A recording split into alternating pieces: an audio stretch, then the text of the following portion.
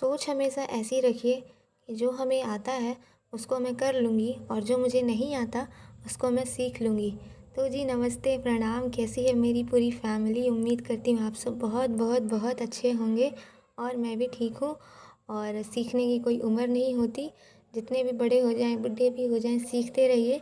अपना knowledge bank है उसको इम्प्रूव करते रहिए हर चीज़ में और थोड़ी क्रिएटिविटी दिखाते रहिए, करते रहिए। और देखिए अभी मैं आपसे मिल रही हूँ, शाम के 4 बज रहे थे और यहाँ मैं थोड़ी रोपाई-वोपाई करी थी। मुझे तो नहीं आता लेकिन मेरे यहाँ कद्दू के बीज आए थे तो मैंने उन्हें मिट्टी में लगा दिया है। देखती हूँ पौधे निकलते हैं कि नहीं निकलते हैं। बारिश तो बिल्कुल हो नहीं रही है और बहुत ज़्यादा धूप है और बहुत ज़्यादा गर्मी है। और यहाँ आप देख सकते हैं कि मेरे गुलाब के पौधे एकदम बड़े-बड़े हो गए हैं, पेड़ बन गए हैं। और उधर बगल में जो मैंने गुड़हल के फूल लगाए थे वो उनमें भी बहुत अच्छी ग्रोथ हो गई है।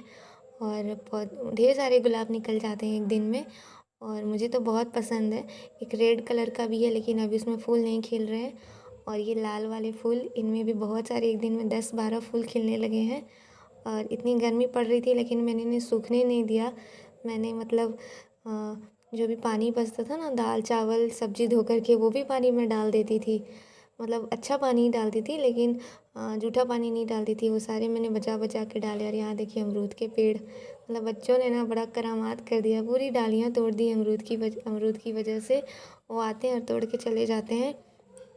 और मतलब बचपन भी बड़ा खूबसूरत होता है ना, जब यही बच्चे बड़े होंगे ना तो जब अगर हमारे घर से क्रॉस करेंगे तो बोलेंगे अरे हम तो इसी घर में आते थे अमरूद चुराने।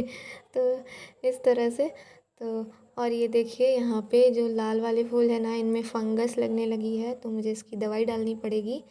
तो मुझे ज़्यादा नॉलेज नहीं है लेकिन जो भी थोड़ा बहुत है तो मैंने मंगवाया था। तो अभी तो नहीं है, बस एक फूल में ही लगा है। अगर लगेगी तो मैं डाल दूँगी और मैं अपनी किसी वीडियो में शेयर करूँगी कि इस तरह के अगर फंगस लग जाते हैं तो आप उनमें कौन सी दवा दे सकते हैं। और वैसे इस फंगस को मीलिया बग्स कहते हैं, मैंने इसके बारे में पढ़ा था और वाईटी पे ही देखा था तो मैंने जाना। और मैं बस खाद बीज भंडार वगैरह में गई थी ना तो दुकान वाले को बोला था तो उन्होंने दवा दी थी, तो बस वही डाल देती हूँ। मैंने तो सारे ही तोड़ लिए, मतलब 10 फूल थे लाल वाले। और अगर आप उन्हें छोड़ दोगे ना तो आपको बिल्कुल नहीं मिलने वाली सुबह, अगर किन्हीं को दिख गई तो मैंने सारे ही तोड़ लिए। ऐसा मुझे ध्यान रहता तो मैं तोड़ लेती हूँ, ध्यान नहीं रहता तो फिर छोड़ ही देती हूँ, मतलब तोड़ने देती हूँ। लेकिन कल मुझे मंदिर जाना है ना तो इस वजह से मैंने पहले ही तोड़ लिया है। और कुछ छत पे भी खिलेंगे, मैं आपको वहाँ भी दिखा देती हूँ, तो उनको नहीं तोड़ूँगी, छत पे कल ही तोड़ूँगी। और इस तरह से भी अगर शाम में आप तोड़ के रखोगे ना तो बिल्कुल नहीं मुरझाएंगे। अगर आपको लगता है कि वो मुरझा जाएंगे तो आप पानी में डाल दो, नहीं तो मैं तो ऐसे ही रख देती हूँ, सुबह एकदम आराम से खिल जाते हैं। और मैं आपको दिखा भी दूँगी कि वो सारे फूल कैसे खिले हैं।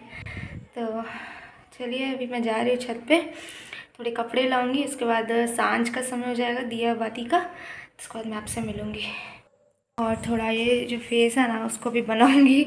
कंघी वंगी नहीं किया मैंने, हेयर वॉश किया आज, तो इस वजह से मेरा बाल ऐसा लग रहा है। और आजकल मेरे बाल बहुत ज़्यादा ड्राई और बहुत ज़्यादा फिज़ी हो गए हैं, मतलब एक तो पहले से ही है लेकिन और ज़्यादा हो गए हैं। तो और गर्मी बहुत ज़्यादा है, बिल्कुल बारिश नहीं हो रही है, पता नहीं भगवान जी कब बारिश करेंगे। और मैं यहाँ पे आ गई थी, अपनी थोड़ी कंघी वगैरह कर लूँगी। और क्योंकि शाम हो चला है और गर्मी तो बहुत ज़्यादा है, मतलब बाल खोल के तो आप रख ही नहीं सकते और मुझे तो बिल्कुल भी बर्दाश्त नहीं होता है। तो यहाँ पे मैं बस शाम में कंघी वगैरह करके और दिया बाती करके आ गई थी नीचे। और काम तो जो था मेरा उसको करना था। ये वाली शीट आज मैंने धो दी थी, इस पर मेरे से तेल गिर गया था, मैं मतलब हेयर ऑयल गिर गया था, तो फिर इस वजह से मुझे उसको क्लीन करना पड़ा। अदरवाइज़ उसमें कुछ भी गलती से अगर रख दूँ कपड़े वगैरह या तेल अगर नीचे भी गिर जाए तो लोग स्लिप कर जाएंगे। और लो जी, हमारे किचन की ड्यूटी शुरू हो गई है। तो अभी तो बहुत सारे शाम के जो बर्तन होते हैं ना, चाय वगैरह के, और हस्बैंड आते हैं तो मैं उन्हें लंच दे देती हूँ ना दोपहर का, तो टिफ़िन वगैरह रहता है तो उन सारे बर्तनों को भी क्लीन करके अभी रख देती हूँ। और शाम के अभी मतलब ऑलमोस्ट अंधेरा ही होने लगा है। और इस वक्त बस सबसे, और आज मुझे थोड़ा लेट भी हो गया था क्योंकि मैं उधर कुछ काम वगैरह करने लगी ना पौधे वगैरह में, तो इस वजह से तो बहुत ज़्यादा टाइम हो गया। और आज मुझे ज़्यादा कुछ बनाना नहीं था।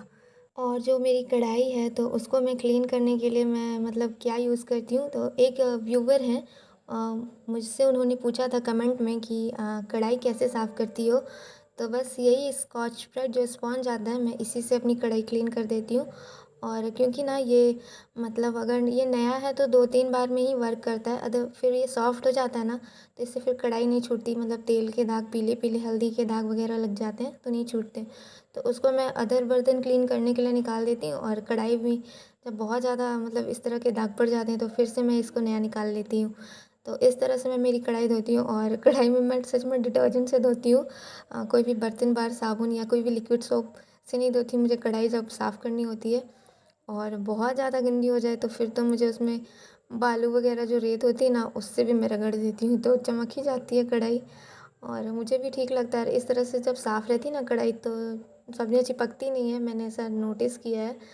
तो और यहाँ देखिए मैंने खाना भी बना लिया, परवल की भुजिया और रोटी। ज़्यादा कुछ आज नहीं बनाना था मुझे, बस भुजिया रोटी बनाना था, क्योंकि सुबह की थोड़ी सब्ज़ी बची हुई थी तो वो सारे मिला के हम खा लेंगे। और ये ना मूँग की दाल थी ना, तो अभी ना बारिश का मौसम चल रहा है, नमी वाला मौसम है, बारिश भले ना हो तो कीड़े पड़ जा रहे, तो मैंने आज धूप बहुत तेज़ निकली थी तो मैंने डाल दिया था। और ये मैं ओल की सब्ज़ी काट रही हूँ, मतलब ओल काट रही हूँ। इसकी सुबह सब्ज़ी बनानी है मुझे, और इसको काटने में ना बहुत टाइम लग जाता है, तो इस वजह से ना मैं सब्जियां वगैरह रात में ही काट के रख लेती हूँ ताकि सुबह मुझे आसानी हो। और ये ना मेरे यहाँ गांव से आया था मक्के का आटा, इस मौसम में भी, तो ये बस उनको डब्बे में भर दिया था। और अब मैं आपसे सीधे मिल रही हूँ मंडे मॉर्निंग। सुबह का समय हो चला है, और सुबह नहीं, अभी तो 11:30 बज गए थे, और इस वक्त मैं पूजा की तैयारी कर रही थी क्योंकि मुझे मंदिर जाना था।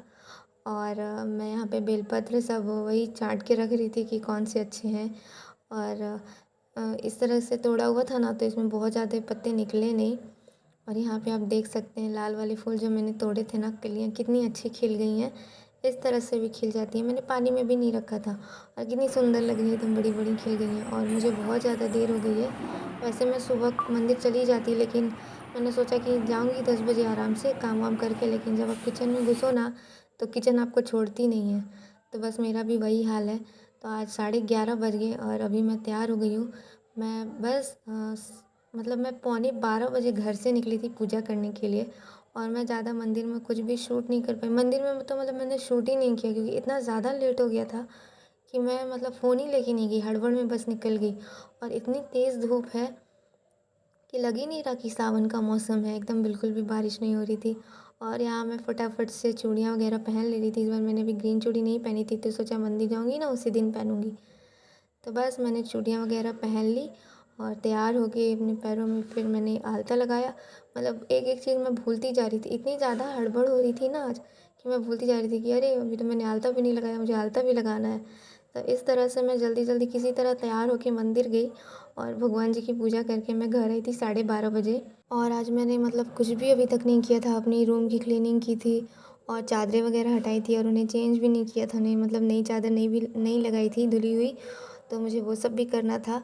और किचन में ही बहुत ज़्यादा टाइम लग जाता है, जब किचन में जब आप काम करने जाओ तो खाना बनाना है, सबको खिलाना है। तो इस वक्त मैंने नाश्ता वगैरह बना दिया, खाना बना के सबको खिला भी दिया था, मतलब नाश्ता करा दिया था, खाना बना के रख दिया था। और सारे बर्तन वगैरह धो के किचन वगैरह सब कुछ क्लीन करके मैं सारी तैयारियाँ करके गई थी मंदिर, और बस पूजा करके भगवान जी की मैं आ गई थी 12:30 बजे। आई होप आप लोगों को ये छोटा सा व्लॉग पसंद आया हो। पसंद आए तो प्लीज़ लाइक शेयर सब्सक्राइब करें, और भगवान भोलेनाथ आप सब पर अपनी कृपा दृष्टि बनाए रखें, आप सबके जीवन में खुशियाँ हो, शांति हो, सुकून हो। और मिलते हैं अपने नेक्स्ट व्लॉग में, तब तक के लिए बाय बाय, अपना ख्याल रखिएगा।